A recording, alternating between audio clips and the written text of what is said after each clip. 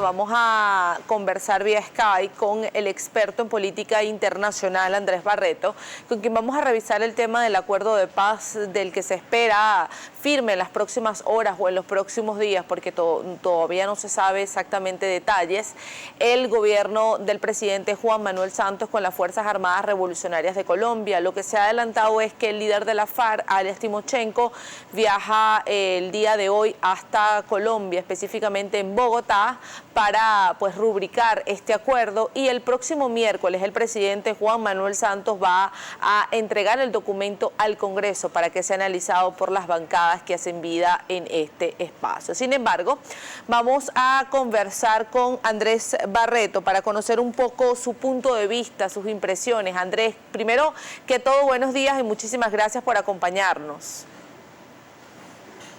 Buenos días, Marjorie.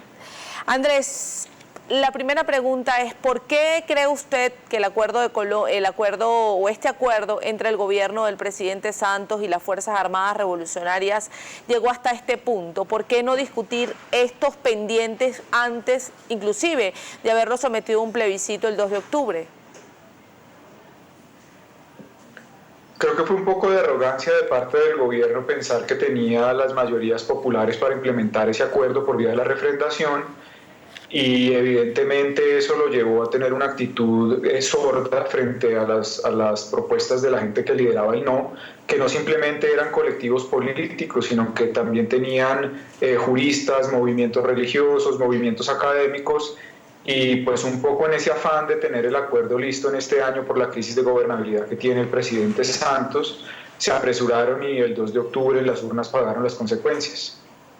Sin embargo, es un acuerdo que se puso nuevamente en la mesa en La Habana, Cuba, donde se incorporaron algunos aspectos que ya había solicitado los líderes del no, o quienes encabezaron esta opción durante el plebiscito. Pero pareciera entonces que ya un acuerdo al que ya inclusive están de acuerdo empresarios, algunos actores sociales, hasta la ciudadanía. Quiere decir entonces que ya el pueblo colombiano está preparado para vivir en un país lleno de paz y libre de conflicto. Esa es una pregunta muy importante, porque tal vez es el tema más sensible. Sería un error pensar que la guerrilla se vaya a involucrar a una vida urbana o de ciudad estando tanto tiempo por fuera de la legalidad y de la vida, digamos, del siglo XXI y de la dinámica de ciudad, por lo que se pensó en esas propuestas de tenerlos en unas zonas de concentración rural o más cercanas al espacio en el que han coexistido. Asimismo, pues hay muchas heridas abiertas. La arrogancia de las FARC realmente fue lo que se cobró el 2 de octubre en las urnas, y eso lleva a que el proceso de reconciliación y de reintegración sea muy difícil, porque de una parte el gobierno polarizó mucho el acuerdo y enrareció el ambiente políticamente, y las FARC tampoco nunca dieron verdaderas muestras de arrepentimiento ni de interesarse por la vida de una nación que tiene que vivir en paz. Así que será un proceso largo y tedioso. Tal vez es lo más sensible del acuerdo, ¿no? Lograr esa reconciliación total. Ahora, ¿se puede vivir en Colombia la sociedad pues ya de alguna manera ha sido exhortada a vivir en una sociedad con una guerrilla que además quiere hacer vida política, con una mesa de negociación que ya se ha implementado en Ecuador con el Ejército de Liberación Nacional?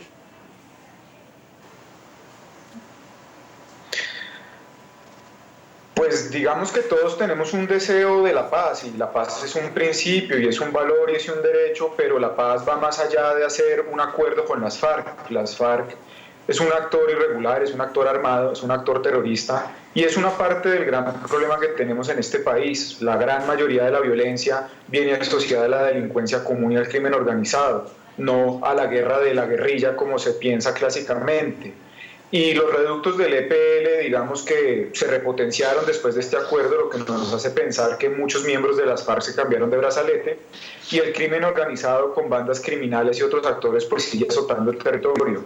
Mientras que no haya presencia efectiva del Estado y garantía de derechos, es muy difícil hablar de paz total.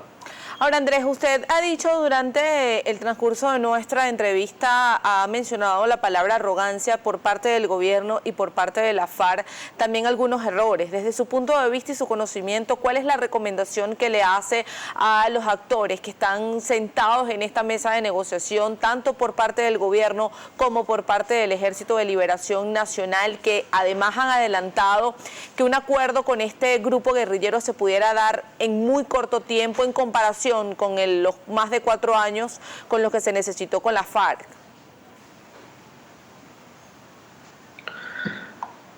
Pues yo creo que el ELN debe ser un buen observador de lo que allí aconteció, en el sentido de que el pueblo colombiano está hastiado de la arrogancia de las guerrillas, está hastiado de que se muestren como unas víctimas dentro del conflicto, no toleran que las negociaciones se dilaten y se les engañe, se les dé información parcializada.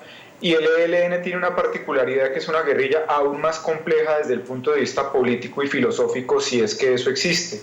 De tal suerte que pues no es por afán, pero sí tal vez hay que aprender de esos errores, porque de lo contrario el proceso será interminable.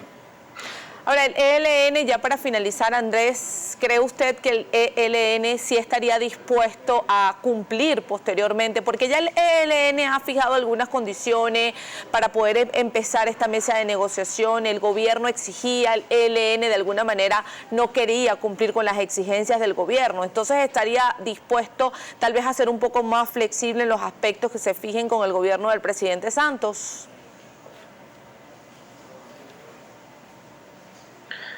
Pues digamos que el antecedente no es el mejor, en el sentido de que ni siquiera la mesa se ha podido concertar y consolidar, porque el ELN continuó delinquiendo, no se allanó a cumplir con la liberación de algunos secuestrados, y el lenguaje que ha optado por utilizar es totalmente politizado y polarizador, en el sentido de que el ELN de verdad que se precia de ser una suerte de Robin Hood, que lo único que ha hecho es luchar por este pueblo, y que su lucha política es legítima, y eso le permite tomar toda clase de iniciativas de guerra que violan el DIH y violan el derecho interno. Así que la voluntad de paz del ELN puede ser más complicada que la de las FARC.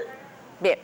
Bueno, Andrés, agradecemos muchísimo su compañía para revisar este tema sobre el acuerdo de paz en Colombia. Era Andrés Barreto, experto en política internacional. Gracias, Andrés. Hasta una próxima oportunidad. Gracias por la invitación. Buenos días. Buenos días para usted también.